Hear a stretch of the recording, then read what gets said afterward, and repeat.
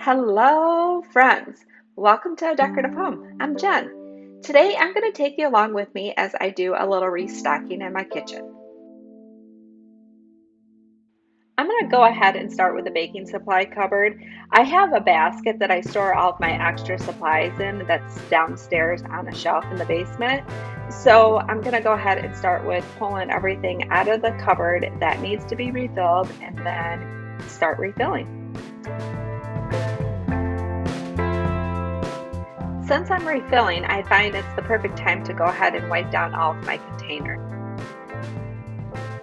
The cornstarch in the baking cocoa can kind of make a mess if I was to pour it in, so I use a spoon to scoop it all into the container.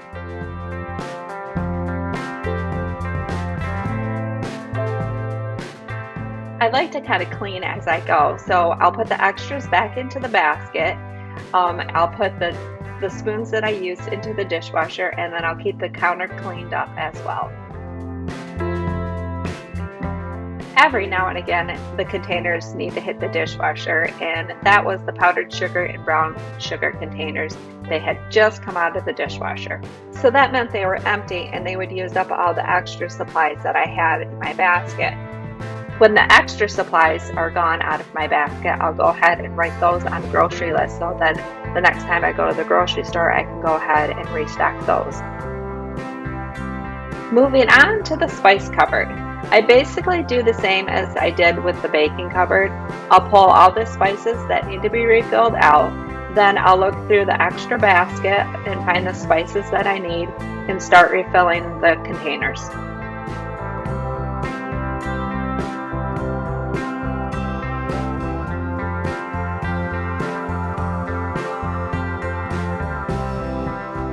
At first, I started emptying the spice containers that had spices in them already onto a paper plate. I thought having the stability of the paper plate would help when I went to refill the containers back up, but I quickly remembered why I hadn't been doing it that way. I prefer to use the wax paper because of the flexibility that the paper has. So I went ahead and went back to using the wax paper. I dumped what was already in the container out onto the wax paper and then fill it up with the new, and then go ahead and dump the wax paper filled with what was already in there back into the container.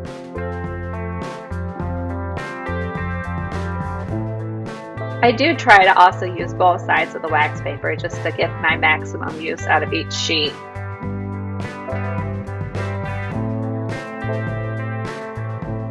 I did have to reach back in the drawer a couple times to grab more sheets of wax paper out. I could have used a funnel, but this is my preferred method of filling my containers.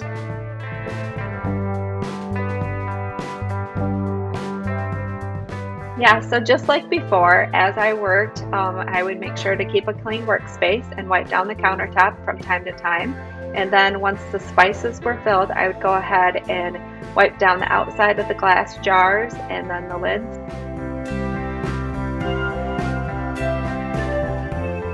Now that the spices are all filled, it's time to put them back into the cupboard.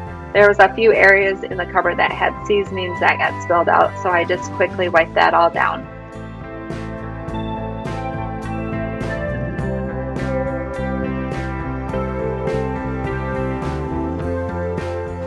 Now we're going to go ahead and move on to the pantry and restock in there. Normally I would go ahead and find things that need to be replenished in there and go ahead and fill those up. But everything was pretty well replenished, so I just needed to grab the snack basket from downstairs and fill the kids' snack basket up. And then I gave a quick sweep into the floor of the pantry, and then we were all done.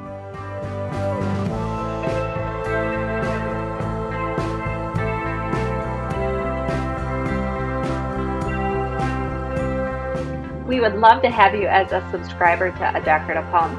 Be sure to hit that subscribe button and click on that bell to get notified whenever we have new videos up.